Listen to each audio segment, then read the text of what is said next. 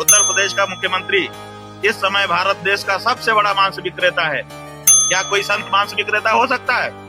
संत क्या करके संतों का अपमान मत करो। आदित्यनाथ संत नहीं है, वो मुख्यमंत्री है, राजनेता है। अगर संत कहोगे इसका मतलब सब संतों का अपमान हो जाएगा। कोई भी संत मांस विक्रेता नहीं हो सकता। और आदित्यनाथ इस समय उत्तर प्रदेश के मुख्यमंत्री के रूप में भारत के सबसे बड़े मांस विक्रेता हैं। 50% शेयर उनका है मांस के निर्यात में। इसलिए मांस विक्रेता ना तो योगी हो सकता, ना तो सन्यासी हो सकता, ना तो संत हो सकता। संत अहिंसक होता है, हिंसक नहीं होता है, तो मांस का व्यापार नहीं करता है। इसलिए खबरदार, जो संतों का आपने अपमान किया उनको संत कहते हैं। अगर उनको संत कहोगे तो जो अहिंसक बेचारा बैठा है, जो चींटी को भी नहीं मारना चाहता, उसको क्या कहोगे? आपके पास शब्द क्या है उनके लिए?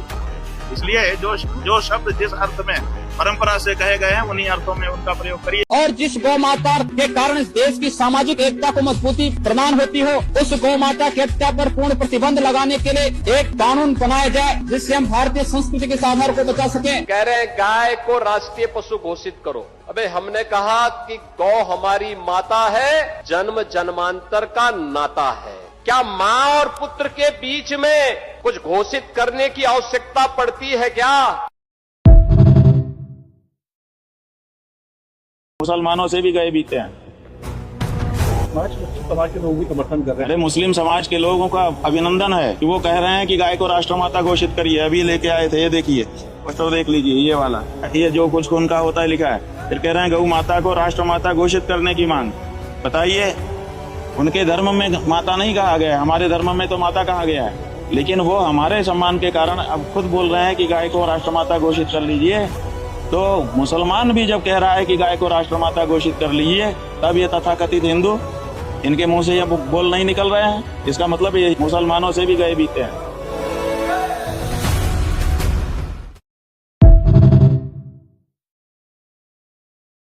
अब महिला का अपमान करने वाले आदमी को आप लोगों ने बना रखा है प्रधानमंत्री, तो क्या होगा? जिसने पहले ही महिला को ठोकर मार दिया है, विवाह किया, विवाह करके छोड़ दिया, आज तक वो बेचारी उन्हीं के नाम पे पड़ी हुई है। ऐसे व्यक्ति को आपने प्रधानमंत्री बनाया, तो उस समय नहीं सोचते थे कि यह महिला का अपमान करने वाला व्यक्ति है। इसके समय में यही होगा। आज 12 साल बाद आंखें खुल रही हैं आप लोगों की। तो ये लाल कपड़ों में छिपे हुए जो भेड़िए हैं आदित्यनाथ जैसे, इन भेड़ियों के लिए हमारा सीधा संदेश है कि मूर्खो, अगर तुम सनातन की उस बात को समझ जाते जो 17 में तुम पहली बार सीएम बन के झांसी के पैरामेडिकल कॉलेज में पहुंचे थे, मैं गौ परिवराजक दयाशंकर दास उस समय, और अभी मैं शंभू प्रेमानंद ब्रह्मचारी, मुझे संतों ने, जो ये गौभक्त संत हैं, इन्होंने मुझे अखिल भारतीय दायित्व दिया। हम ये कह रहे थे, इससे कहा था कि आदित्यनाथ जो वैद्य बूचड़खाने वो न्याय संगत है क्या, ये बता दे। क्योंकि इसने बोला कि हमने अवैध बूचड़खाने बंद कर दिए, वैद्य, तो हमने कहा न्याय संगत है क्या? ये निरुत्तर हो गया था, क्योंकि इसको सनातन का काका पता नहीं। शर्म नहीं आती इन लोगों को सौहार्द के बारे में चर्चा करने में। ये राम मंदिर में घोटाला करने वाले लोग हैं। राम मंदिर की जमीन का चंदा खाने वाले लोग हैं सर। ये लोग 2 करोड़ की जमीन 5 मिनट में 18 करोड़ में बेची सर इन लोगों ने। अरे बैठ जाओ, राम मंदिर का पैसा खाते हो। अरे राम मंदिर में घोटाला करते बैठो।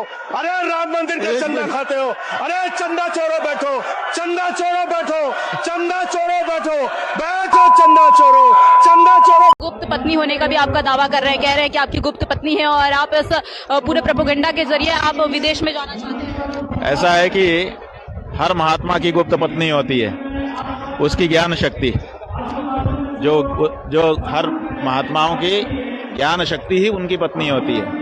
तो हम ज्ञान शक्ति के साथ रहते हैं, इसमें क्या दिक्कत है? और मैं ये चुटिया भी खोल के रखा हूँ। योगी सरकार जब तक जाएगी तब तक, जब तक जाएगी नहीं तब तक मैं इसको बांधूंगा भी नहीं। चुटिया खोल दिया। हाँ बिल्कुल खोल दी। खुली रहेगी। मोदी जी और योगी जी जब यहाँ से साफ हो जाएंगे, अब मैं उनका मोदी जी का जो है पिंडदान भी करके आया हूँ बनारस में। मोदी जी का पिंडदान करके आया हूँ। तिवारी को गोली मार दी। हाँ, समझ रहे हैं ना? आप समझ रहे हो कि आपने बड़ा अच्छा काम कर दिया। वो बच्चा एक गांव के लोगों की, दबे कुचलों की आवाज उठा रहा था, आपने गोली मार दिया। सोच, मुझ लंबी कर रहे हो, कितनों को गोली मारोगे? भारत में अब क्रांति होने वाली है। आपकी गोलियां कम हो जाएंगी। डायर भी जब यहां से भागने को मजबूर हो गया, तो तुम नहीं बच सकोगे अगर तुम्हारा लक्षण नहीं सुधरा। तो साफ बताना चाहते हैं, ये नहीं चलेगा। गोली मार करके आप किसी की आवाज बंद करोगे? क्या कह रहा था? यही तो कह रहा था कि बाढ़ आने वाली है, हमारा पूरा गांव बह गया, फिर से बाढ़ ना आ जाए, आप लोग कुछ करिए कुछ करिए। आप गोली मार देते हो, गोली मार दो, लेकिन ये क्रांति जारी रहेगी। गोलियों से भारत कभी नहीं डरा है। डायर को जब हमने लात मार के भगा दिया तो तुम कौन के खेत की मूली हो? तुमको तो ठीक से अंग्रेजी भी नहीं आती है, चिट्ठी लेकर के पढ़ते हो, अमेरिका के राष्ट्रपति के सामने देश की नाक कटवाते हो। तुम अंग्रेज बनने की कोशिश कर रहे हो। तुम ना तो भारतीय बन पाए और ना तो अंग्रेज बन पाए, बीच में संकर वर्ण के होकर के रह गए। अरे इससे अच्छा तो अभी भी मौका है, शुद्ध भारतीय बन जाओ, भारत की भावना के अनुरूप कार्य करो। कौन मना करता है? भारत के लोग जब एक तरफ से चाहते हैं कि गाय को पशु ना कहा जाए, तो अंग्रेजों के उस पशु शब्द को क्यों ढो रहे हो? बताओ ना हमको। जब अंग्रेजों ने गाय को पशु कहा, भारत गाय को पशु कहता नहीं है, तो 78 साल बाद भी सरकारें क्यों पशु शब्द ढो रही हैं गाय के लिए? क्यों नहीं उसको बदल करके माता शब्द दर्ज कर देती हैं? और उनको खिलाने के लिए आप जो है यहाँ से पैकेट में पैक करके टुकड़े टुकड़े करके हमारी माँ को भेज रहे हो और सोचते हो कि हम तुमको वोट देंगे और तुमको अपना नेता मानेंगे।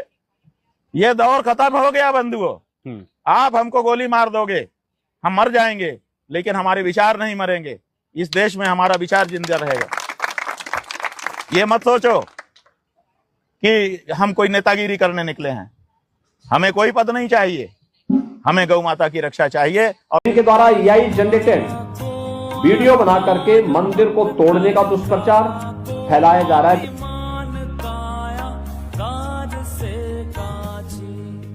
और ये शंकराचार्य जी को अब संगम नोट से अच्छा बाट मार के आगे भी ठेल दिया गया है। उनका कहना है कि उन्हें जबरदस्ती ले जाया जा रहा है। शंकराचार्य जी का कहना है कि उन्हें अज्ञात लोग ले जा रहे हैं। ये इनकी उम्र है लाठी खाने की।